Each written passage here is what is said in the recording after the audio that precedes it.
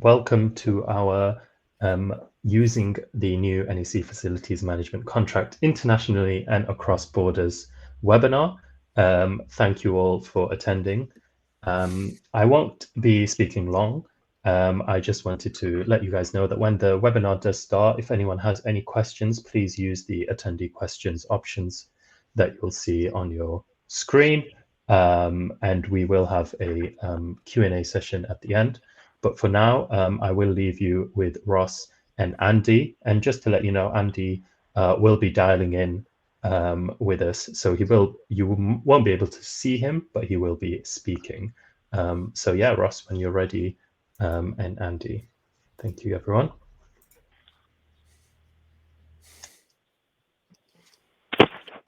Well, good afternoon, everyone. It's Ross Hayes here.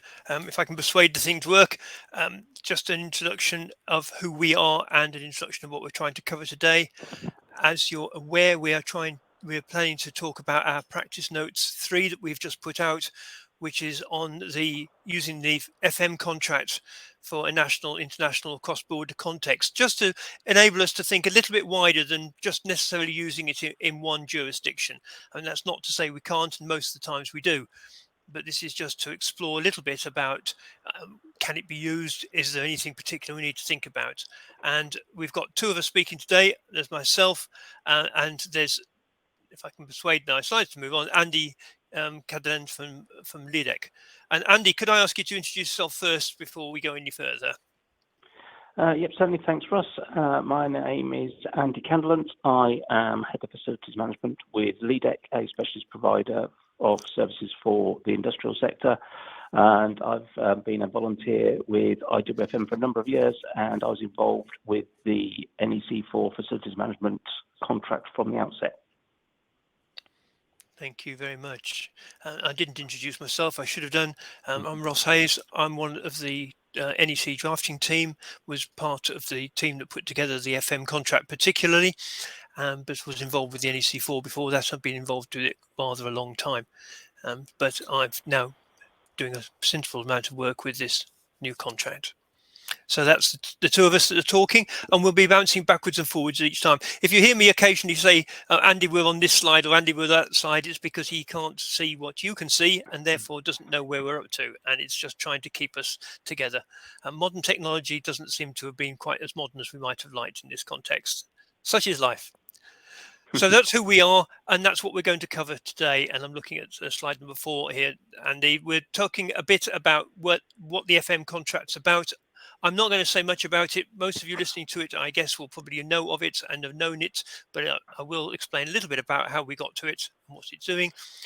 Then, particularly, Andy is then going to step in and talk about the heart of the subject this afternoon, which is looking at the opportunities to work across international boundaries and borders. Then I will touch on it to show how this can be accommodated within the FMC. It's not going to be an extensive section. We'll just look at the various parts of the FM contracts, and indeed, in fact, it's true of all NEC contracts, which would enable us to work in this sort of way. And then lastly, if we've got time, just look at a very brief question, is to say, well, if we've got to make the changes or the additions, or we've got to think about it in this context so comprehensively, why do we use a standard contract at all? Why don't we just start and write our own contract from scratch? And we'll look at that question and see if we can come to the answer on it. You can guess where I'm going to come from, of course, but that's where we'll start. So very briefly, I moved on a slide, Andy. We're looking at what the FM contracts are all about. This was a particular NEC contract that was drafted specifically for the FM sector. It's a standard term contract, so it's based on a period of time. It's not there to develop projects. It's there very much for our FM work that takes so much of our industry and work. We have so much of it around the place. But it's very definitely an NEC contract. Yes, it's aimed at a particular sector, which is a very, very big sector, as Andy will go on to point out, but it's still firmly in the NEC style. So it's adhering to the NEC principles and practices and the language style, and it's trying very much to sit comfortably in the whole family of NEC contracts. So by definition, in a sense, it's available for both in UK and international sectors, because as you're aware, the NEC contracts are international in the sense that they are not legally, they're not based on any particular legal jurisdiction. They're not UK contracts. They are contracts that can be used in the UK or anywhere else, and we'll touch on that a little bit more. This whole contract came about when the Institute of Workplace and Facility Management, the IWFM, as Andy was talking about earlier, came to us and discussed with us the possibility of creating a contract for their sector. There isn't a particular standard contract for FM work, and it felt that this could be a good idea. So we worked alongside their steering group to draft this contract up, and it went through their teams and our teams before it was issued back in 2019 now. No, 2021. So it's only an NEC4 contract, of course, because the NEC4 came out in 2017, and this came out as a new contract in that suite. And really, that's all I want to say about it as a contract. It's a contract that bears a striking resemblance in many cases to the term service contract, but it's directed in its language and in its style very much at the FM sector. I'm not going to be looking at the contract in the context of how it works. That has been done in earlier webinars and will be done in subsequent ones, I'm sure. But we're looking particularly about the breadth of it for use in different countries and sectors. So really, that's all that looks at that. And then we pass across to Andy here, please, to look at why we're interested in using a separate contract for this sector anyway, and what we then need to think about if we're using it across international borders. Andy, over to you, please. Excellent. Thank you, Ross. I assume we're now on slide 6, are we? We are indeed. Just to check, I'm talking about what people are looking at on the screen. As you can see from the screen there, in 2017, the value of the facilities management sector was estimated at around £120 billion, or about 7% of the UK's GDP and 10% of the UK workforce. There was that at the time that was forecast to grow by just under 3% per year in the period 2019 to 2025. Although obviously the world has been subject to some major disruptions since then, so that growth forecast may be erroneous, but not necessarily in a downward direction. And there's an increasing focus on facilities management at the time as a value-add function in many organisations.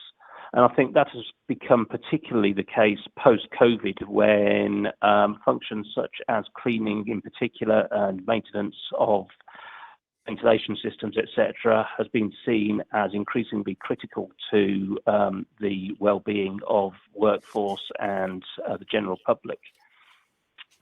But towards the end of 2016, the IWFM held a Facilities Management Leaders Forum, which reported out in 2017 that actually there was a lack of contracts suitable for international facilities management contract arrangements in the market.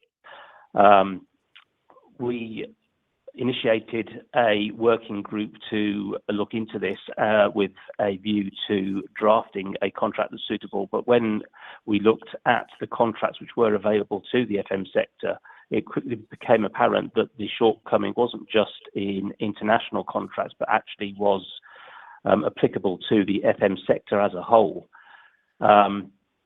So we then looked at the options available to IWFM for plugging that gap, and quickly identified that we should be working with a specialist, hence the partnership with NEC and the contract that you're now looking at.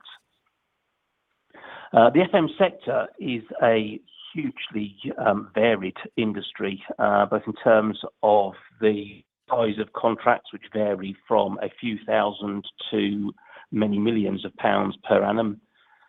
Contract scope, so many contracts relate to single services or to bundled services, whereas others apply to the whole gamut of facilities management options. There's a huge range of complexity in FM contract arrangements, and also there's a huge range of expertise within the client base which is working with these contracts. So while many organisations will have facilities management expertise in-house, some organisations will manage FM on a wholly outsourced basis and may not necessarily have much, if any, expertise in the function themselves. So really, the need for a standard contract brought together all of these various requirements to develop a contract which could address and was suitable for all of these different situations. And to move the slide on, please, Ross. So how is the NEC4 Facilities Management Contract currently being used? Now, obviously, as Ross said earlier, the contract was only issued in mid-2021, so it is very much a recent development, but user numbers are growing steadily. Currently, facilities management contracts using NEC4 FM include single service contracts, so contracts for cleaning or just for catering or for maintenance services, for example. Covers bundled services, total facilities management, also integrated facilities management agreements, so the full range of different service scopes that you'd expect. Many of the clients currently using the old NEC3 term service contract are looking at switching to the NEC4 Facilities Management Contract at their next contract expiry or renewal option. And that's partly because NEC4 Facilities Management Contract is the first contract which is written specifically for the facilities management sector. So it's not an adaptation of construction or other contract forms as previous contracts may have been. Ross, say a little on the user guides and practice notes. Yes, it's just the last time I stepped in for a moment. Anybody who's been on an NEC course will have seen these slides in some way or another. So this is just really, I could almost say it's an advert, but it's here to remind anybody who's new to this part of work is that for all contracts, the NEC has a whole series of practice notes and user guides.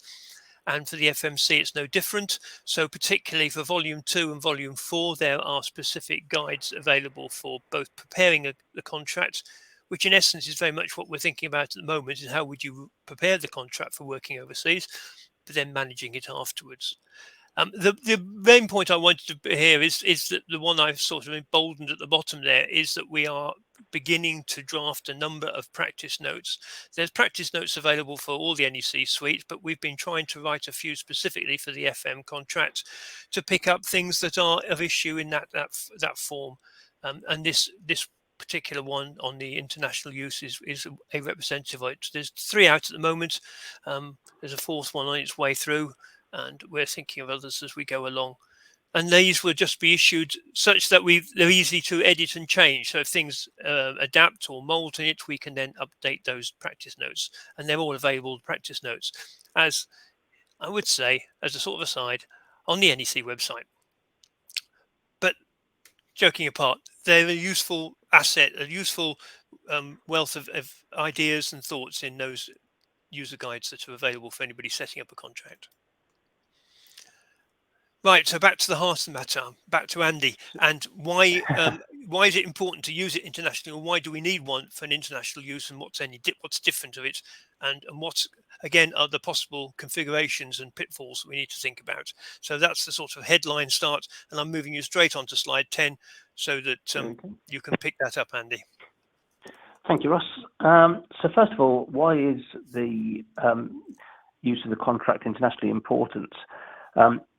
There are a number of situations in which organisations can find themselves entering into a contract encompassing 2 or more countries, and I am lucky, in inverted commas, enough to have been involved with a number of them myself. So many global or regional organisations seek to leverage their scale through including multiple countries in their supply agreements. While often service providers, particularly some of the larger FM organisations, will seek to operate on an international or global scale. And much of the opportunity for the efficiencies that either of those parties is looking for can be lost if every country that the contract applies to, it requires a local contract to be drafted, which involves legal representation for both parties in every geography that you're operating in. It includes a new contract to be developed for each location. So it can be potentially onerous. Examples in which these sort of contracts may be required include companies with a UK headquarters, for example, which may have operation centres across Europe or globally. There's a number of overseas and indeed UK banks, government departments, utilities providers, insurers, etc., which are looking to leverage their international scale by sourcing a provider to cover multiple countries. The next slide, let's move on to slide 11. That shows some configurations of such a contract, although by no means all. So you can see there on the top line, the typical domestic arrangement. You have the client, the service provider, and the service provision all taking place within the same geography. But then on the second line, potentially you've got the client, which is in one country, but with the premises requiring the services and the service provider based in a second country. And then on the bottom line, you have the client based in one location, the service provider domiciled in another country, but the premises requiring the service provision actually being in another country entirely. But quite often you get a combination of these elements. So, for example, you have the customer will have a headquarters which requires FM services in one country.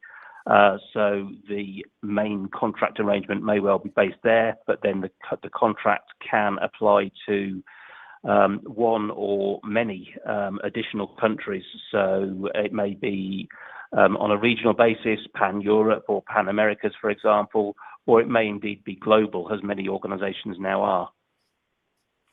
I can move on to the next slide, please. So issues that need to consider when implementing the contract on an international basis. NEC and IWFM don't actually prescribe how you address these issues because obviously it depends on many variables. So, for instance, depends on which geographies you're actually involved in.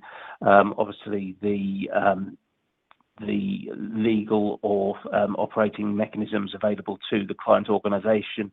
But some of these issues are some of those that you need to think about and perhaps document when applying your facilities management contract, and the NEC4 FM contract provides for all of these being considered. So first of all, contract law. The FM contract is legally independent, so as Ross said earlier, it can apply to contracts in pretty much any legal system. And it provides both Y and Z secondary options to allow you to document variations in legal frameworks. But contract law can vary by country, and which will be the superior law, which will be the law of contract governing the contractual relationship, is something that both parties should think about when using the FM contract on an international basis.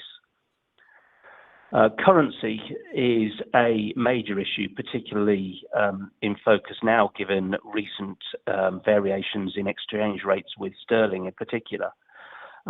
So when considering currency in setting up the contract, may need to consider whether exchange rates are applied on an immediate basis, so they follow fluctuations in the market, whether the client organisation needs some certainty in terms of market rates and hence the rates that they'll be paying in their home currency.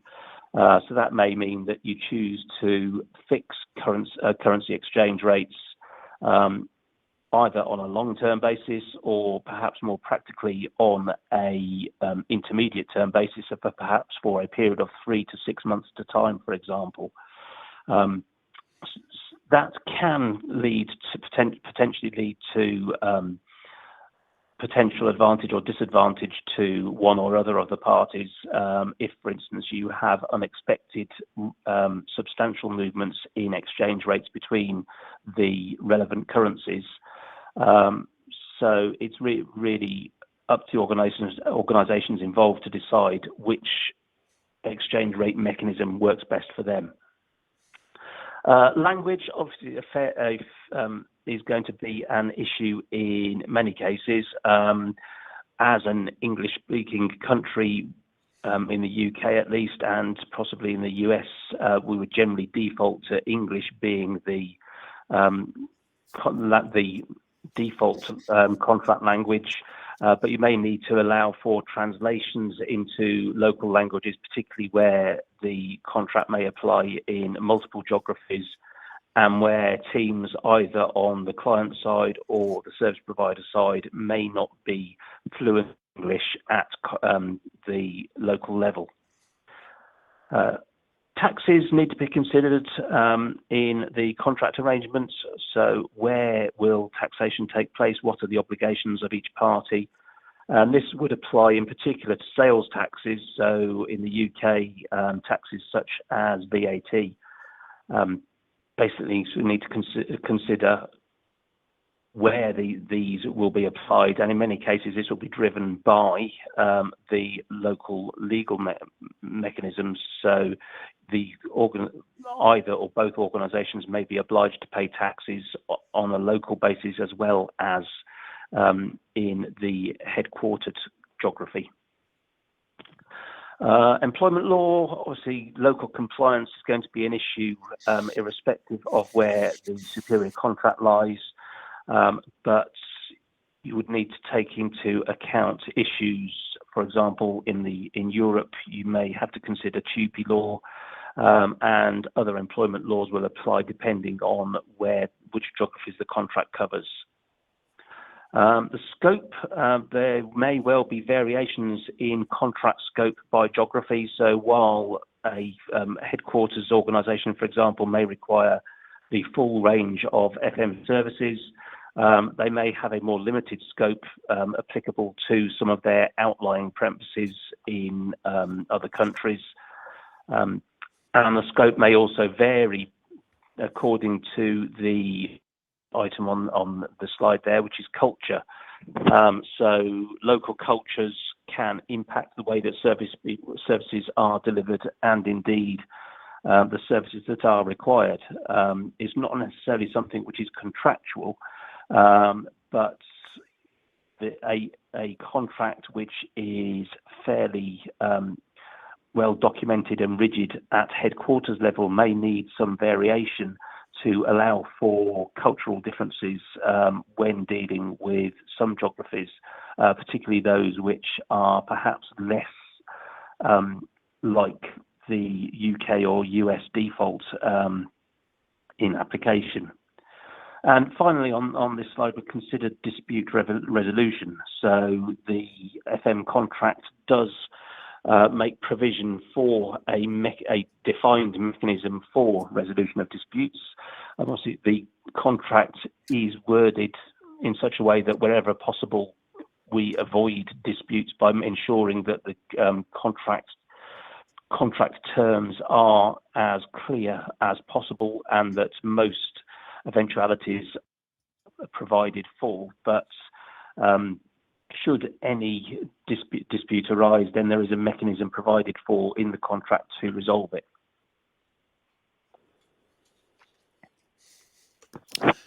Thank you, Andy. If I can persuade the slides to go on there. In many ways, Andy has already highlighted or picked up some of the points that are shown on this slide here. What Andy's, in a sense, described is a very complex situation. The reality is that working across borders becomes complicated for all the reasons he's just said, and the drafting has to try and follow it. And therefore, there's a lot of extra work involved in putting it right and getting it right. We'll touch on that in a second. There's a few things that the contract already has built into it, though, I just wanted to highlight, really, in terms of making sure that some of those things are at least identified and defined where we go. And the first point, which I've got up there, just highlights something. I kept on talking to one of my colleagues here about it, starting as the contract here, and then we're going to use it internationally. And I keep on getting told, no, Ross, it starts by being an international contract. We just happen to be using it in the UK.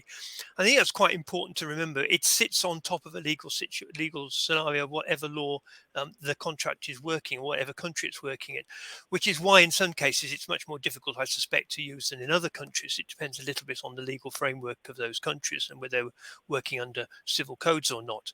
But it is an international contract, and therefore you do need to define which language of the contract, which is the law of the contract. And you'll notice I've used the good old NEC ideas here of putting those in italics, because the contract data for this contract is no different from any other.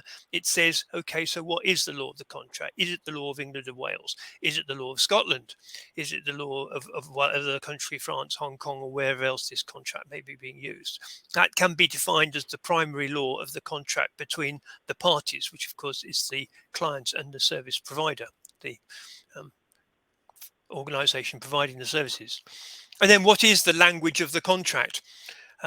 Now, the contract is written in English, and the NEC has been written in English. It's been translated. I think we've transferred it. Ian would tell me better into Flemish, but it's principally at the moment there's principally only in English, but they can have a language of the contract, I guess, that is different. But the language of the contract is stated in that contract data as well.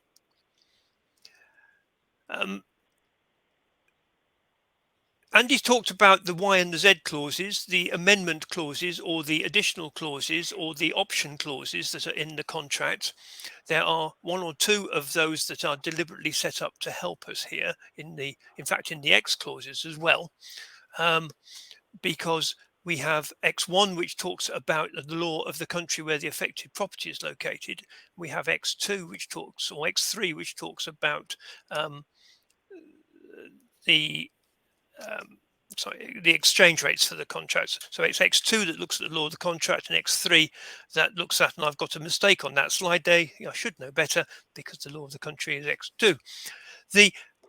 The issue of the law of the country where the affected property is located highlights one other possible point that this can pick up, is that it expects, to a certain extent, the affected property. It allows for that affected property, i.e. where the service is being provided. Is it all the banks for the bank? Is it all the properties or the factories across the whole Europe that this particular client has got? Now, the law of the country, it states a single law of the country where the affected property is located. It basically, obviously, if the affected property is in 4 countries, it'll pick up the law of those 4 countries accordingly, which is the grounds for a compensation event for an unexpected change in the law, which couldn't have been easily foreseen at the beginning. So it is acknowledging, even as the contract stands without anything else, that it is possible to work in different jurisdictions. X3 is the one that deals with multiple currencies and allows for a different currency payments, or tries to deal with the exchange rate issues. Now, if anybody's ever used X3, you'll know that it's written, it looks very simple when you first read it. It's one of those things that the more you get into it, the more complicated it looks. Andy has just begun to touch on the issues that you're looking at. Are you looking at to hold exchange rates for periods of time? Because we're not dealing with a project here, we might be dealing with a contract that's going to go on for 5 to 10 years. Are you going to try and fix those rates for a certain time and then reflect and review them every 3 months? Are you going to pay in the other currencies? Are you going to pay the equivalent of those other currencies, or how is it going to be done? So X3 will give you a framework, but I would strongly suggest that sometimes you need to step back and look at that in more detail, because you're going to be working across lots of different currencies. And indeed, if your service provider is from a different country as well, are you going to pay them in euros if they're based in France, or are you going to pay them in a sterling equivalent, for example? So how is that going to be done, and how is it managed? The contract anticipates that issue. It doesn't give you chapter and verse of the answer. It's a fairly typical way of saying, we acknowledge there's a problem, we've given you the pointer to it, and then you develop it according to your needs. Now, that's the X options that pick up those 2 particular things in general. There's the use, obviously, of the Y clauses, where we've got particular clauses that deal with the law of the country. So there are 3 YUK clauses. There are other Y clauses that have been written for other jurisdictions that the NEC has already written. If you had something that related specifically to a country where you were based, that you have to have in your contract to make the contract work, that would become a Y clause if it was commonly used. Otherwise, you'd have written it into a specialist Z clause. And those Z clauses can deal with the issues that you might have that are relating to different jurisdictions if you want to. So the framework is there, but obviously there's quite a lot of work to put it in. So the legal framework is beginning to get there. I don't purport to be or pretend to be a lawyer, but the framework is there for you to begin to work on it. And then lastly, when we talk about managing disputes, as you are aware, the NEC contracts have a hierarchy of trying to deal with disputes, starting with the senior representatives in the organisations concerned, to try and maintain that, keep that dispute inside the contract framework, and then going out through adjudicators to what's known as the tribunal, which could be the courts or could be set at arbitration. Clearly, if it's set at arbitration, it will then determine where the arbitration will be held and what will be the rules of that procedure. And there could be a tribunal that could be set up under a standard arbitration seat, which could be London, even if the contracts aren't, or vice versa. It could be in Singapore or other countries. So in a sense, the contract acknowledges the fact this might happen and has given you, again, in the contract data, the framework for putting it in. So the contracts allowed for those things.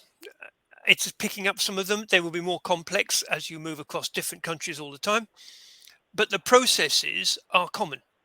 So the processes in the administration of the early warning process, the compensation event processes, payment mechanisms and everything else are there in the contract as they stand. And they're independent, of course, of the location. The elements of what you might require for them may be written into specific specialist clauses. But at the heart of this contract will be getting the scope right. And how are we going to define that scope? And how is it going to be put? And I think Andy has probably given you a number of ideas that pick it up. If we've got lots of different work streams and we're working on the FM approach across different countries, we need probably separate parts of the sections of the scope for each work stream and for each country, so that we can deal with that cultural issue, for example, or the payment processes are different, payment needs are different, or the way that all that is done. So it's, as always, getting the scope right. And what the FM contract has got, which is a new procedure that's been put in, it's been in FM contracts since DOS in many ways, but there will be a performance table. What targets do you want the service provider to achieve, and what are you going to do if they either achieve them or fail to achieve them, under or overachieve those targets? What is the rewards, or what could be the repercussion of failure? And that performance table will probably also follow the scope pattern, the pattern of the scope, in terms of you may have different targets for different countries, because certain places it might be easier to achieve than others. So you might, again, have that whole thing broken down. So it's part of this structure, it's part of the discipline of writing the scope. And Andy, I don't know if you've got any thoughts you want to bring in about the way of drafting scope for these sorts of contracts to make sure that you don't end up with either ambiguity or miss things out.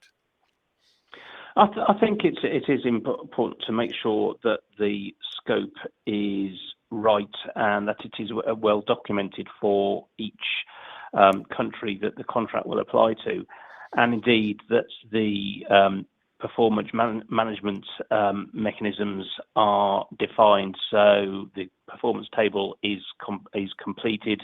It provides for a documented level of service required in each country that it applies to, and that there are measurable KPIs and mechanisms for addressing any shortfall.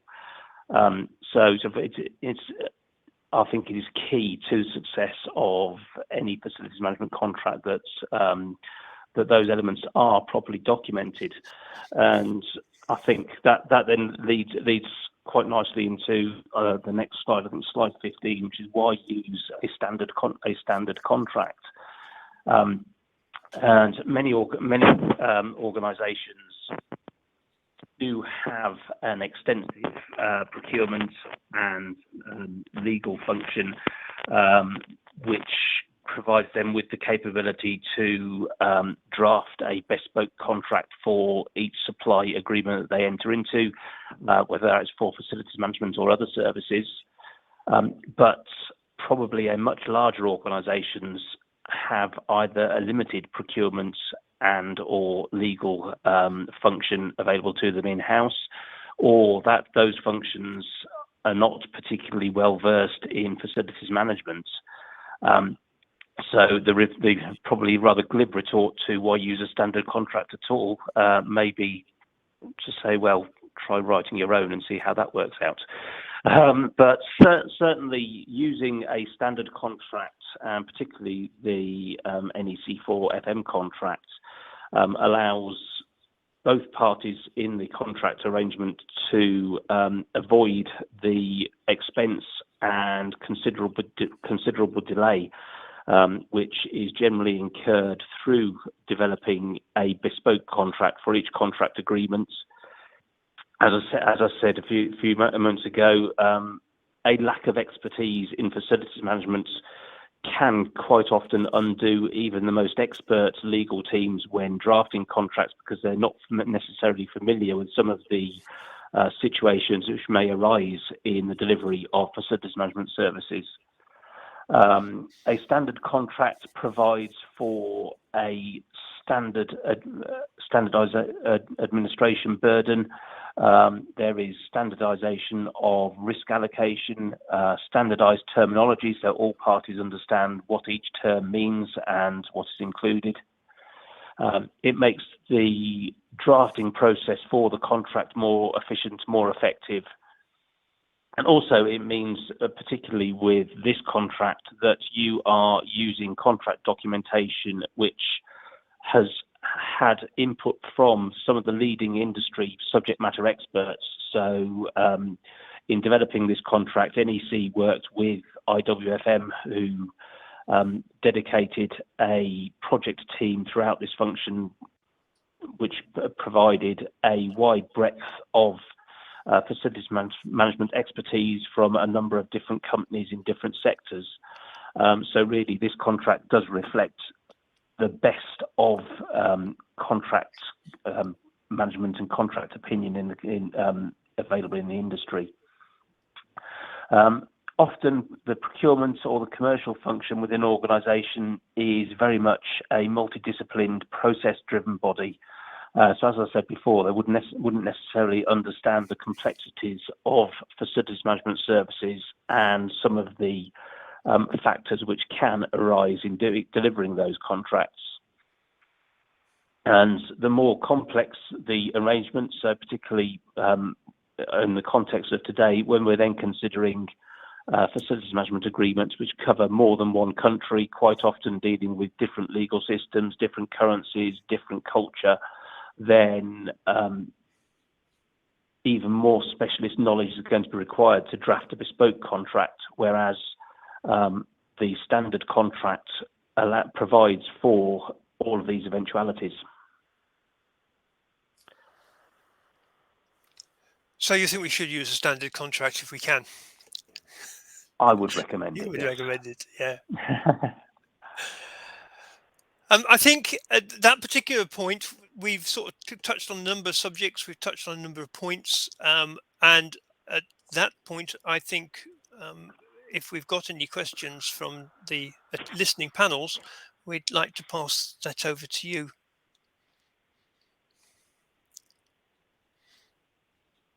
Have we had any questions come in?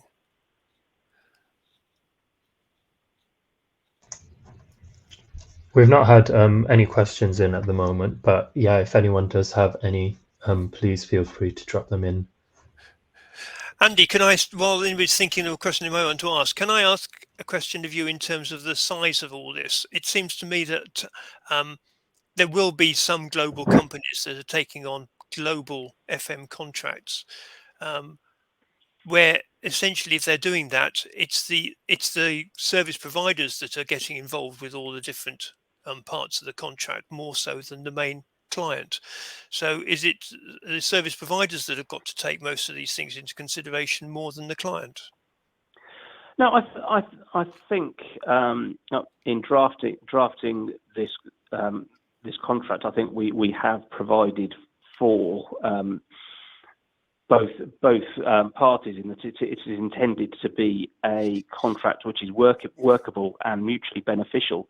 So, I mean, it may be that in a typical arrangement such as you described, it may be that the service provider actually has the larger body of work because the client organisation may be managing and administering the contract from a single global headquarters location, whereas the service provider is necessarily going to need to be involved at local level in every geography which it applies to. But so in terms of the scale, it may be there may be more work involved for the service provider. But in terms of responsibilities, obligations, and indeed benefits from using this contract, I think it does apply equally to both parties. Right. Thank you very much.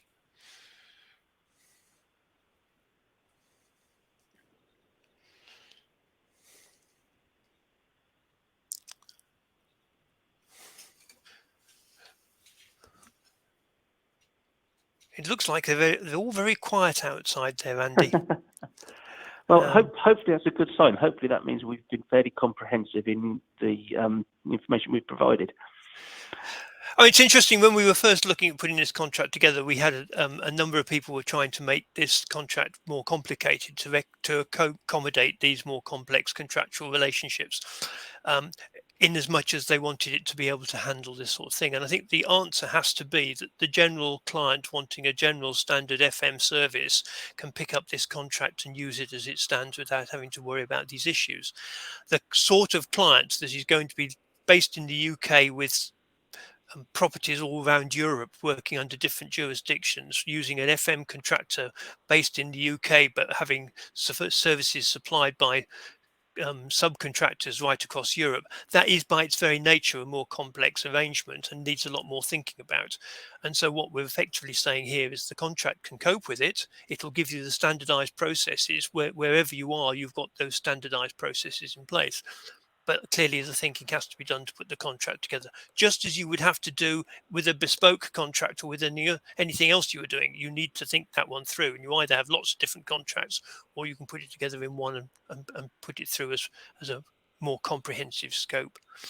And that's really what we're trying to point out here, I think. Yeah, no, I think that's a very good point. I mean, unfortunately, no contract at all is going to work off the shelf, and even if you have bespoke contracts for every service that you engage as a client, it's still not going to work with little or no editing, because you need to make sure that each contract applies to the contractual agreement that it's intended to cover.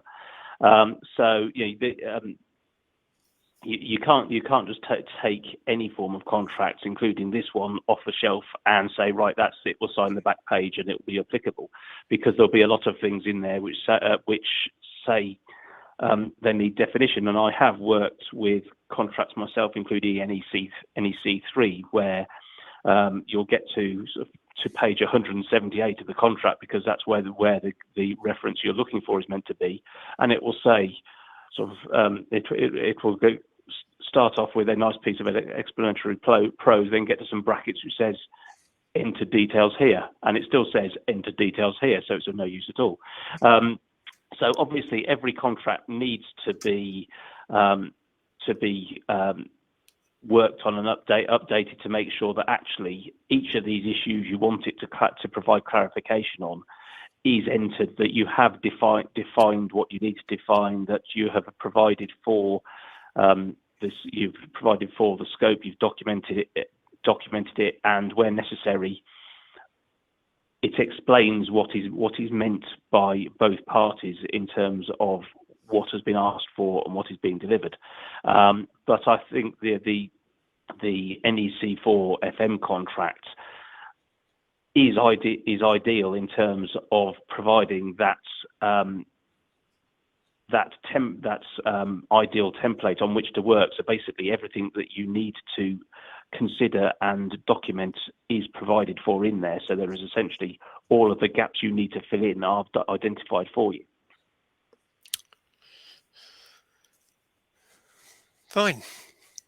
Well, fine. I don't think we've got any other questions coming in. So Okay. I'm tempted to move on to the sort of last just couple of comments here, which pick up various different things that are available. Any of you who are moving into this NEC world possibly have not yet met the community app that's available that NEC are setting up and encouraging. There is an FM part of it, a sort of group of people in the FM world to pick up these sort of ideas together. Fine, you've got any other views or comments on that app before I move on? No, but yeah, essentially, we have a good amount, I would say, over 400 users last time I checked. So it is a growing community. And yeah, it's just a place to share best practices, any sort of bits of news, information, stuff like that. So yeah, highly recommend downloading and signing up. Something else to read just before you go to bed at night. Yes, we've all got those. And then just to remember that we are constantly training and providing things in the FM world. There will be another webinar. Hopefully Ian Heafy and I will be giving one looking at the short contract. The FM short contract is available and increasingly, I think, is being picked up and thought about for fairly the smaller elements or lower risk elements in the FM world.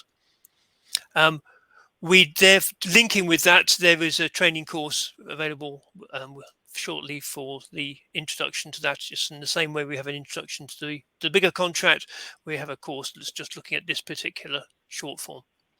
And then on the more advanced side of the training, there's the two getting it right, the managing the contract and the preparing the contract. Preparing the contract is under preparation at the moment. The getting it right, managing the contract has already been written and has been used and presented and already to clients. And I think that's really all. Everything else is as cleared on the slide there.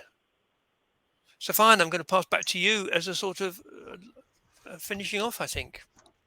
Yeah, thank you very much, Ross, and thank you to Andy as well. Managing to do a very clear and succinct webinar without actually seeing any of the slides, which is quite impressive. But yeah, so thank you everyone for attending.